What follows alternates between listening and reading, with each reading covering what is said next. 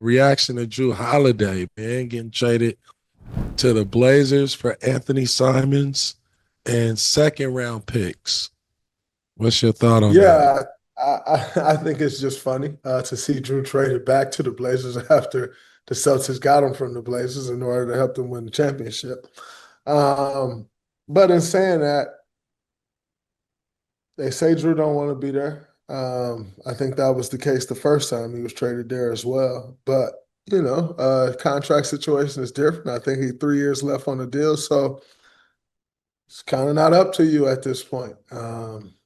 But we'll see what happens. But you signed the contract is what it is. So the Blazers going to do what's best for them, and they've made that very clear. The best player in Blazer history wanted to be traded to certain places, and he wasn't traded to those places that he wanted to be traded to. So they've shown that as a franchise, they're going to do what's best for the Blazers, Mm-hmm. and so. And it's I a good think stay pickup. tuned to see how I play out. But I think Jrue can also, whether he if he stay there, I think he can be a great asset for Chance. Bridging that gap between Chance and these young guys, and kind of being that coach on the floor, that veteran leader who still got game. So I think still got a way to see how it play out. But this is a team that is young and Yeah. definitely rebuilt. So be that it's draft night, I think that may still shake some. Yeah, okay. Yeah, I can see that still shaking up, but the Anthony Simons with Boston, for Drew. I can understand why Boston is doing this. We can understand how he can fit in because Boston doesn't really. They need scoring. They need more scoring guards now because of one. I would say Jason Tatum going down. Looking for scoring is their dynamic. Shooting threes is their dynamic. You got another dude that can really get hot, stretch the floor, catch fire. I think it works in their system. But for Drew, I think it's great for Portland and it's great for Drew. You get to mentor, you get to hoop. You're gonna be in at the end of the games. You don't have to worry about you're gonna be the closer, right? And part of that closing team for the Blazers. And you get to bring Scoop along. And I like what Portland had last year. If as we get closer to see what they do, I'm gonna probably call Portland as my sleeper team. Last year or this year, my sleeper team was Houston. At the beginning of the year, you see what they did.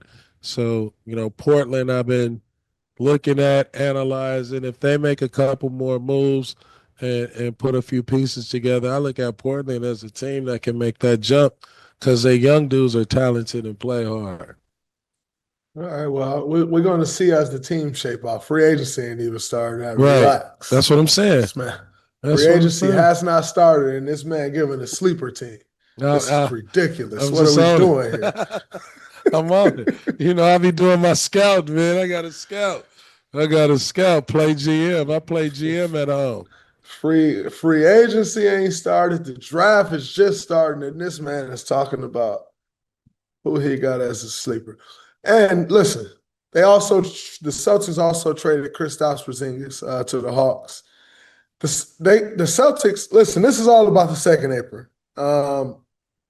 People said they didn't want super teams anymore. Well, here you have it. All these moves are being made to dodge that second apron. For those out there that don't know what the second apron is, in layman's term for you, it's a hard cap. It is a hard cap that no owner is dealing with because the penalties are crazy. You lose draft picks, you lose the mid-level exception, you lose roster spots, you lose the ability to get better and compete as a team, and the amount of money that you lose is insanity.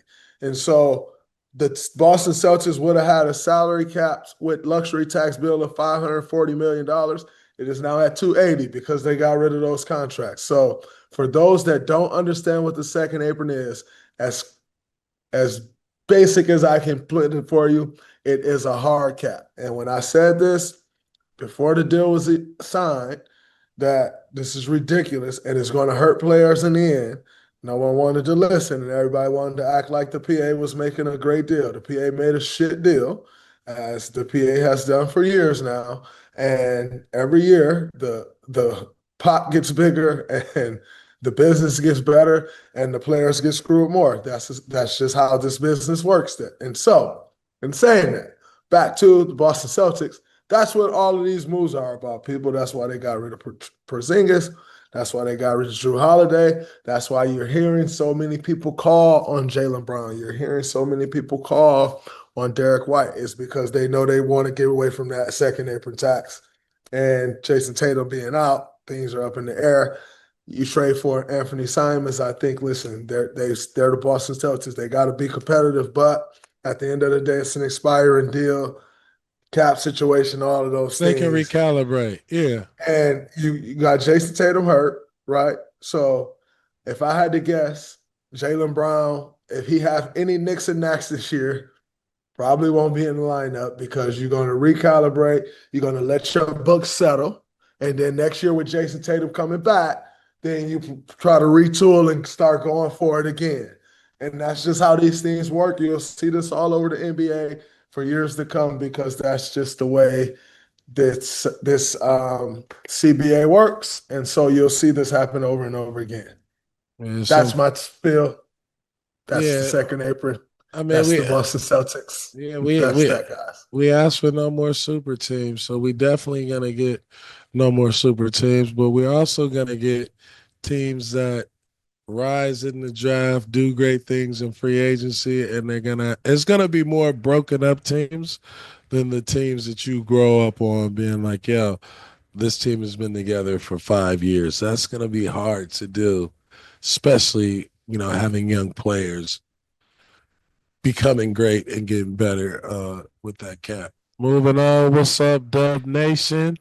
We gonna get into this Dub Nation, man. We got some questions. What needs to happen this offseason for the Warriors to be real contenders again? I think you know, the heavy lifting's been done. Like we added Jimmy. I think that was the biggest thing that needed to happen. Now we got that. Now you can tool around that. Our team was tooled around Steph. Now you know how Jimmy looks in the system. You know how Jimmy likes to play. You can also tool around that as well. So I think, just locking in from that front, understanding what we got, where we can get better, and making those pushes. But free agency is tough, man. You're trying to court people and make the best Right. offer, and you don't always know what it is, right? Like for some guys, it could be the highest dollar amount. For other guys, it could be totally different. So Totally. I think just going into it, it's just all about looking to see, like, all right, now we know how it looks. Now we got that part figured out. Now, what does it look like around that? And so I think we're in a much better position heading into this one than we were last year.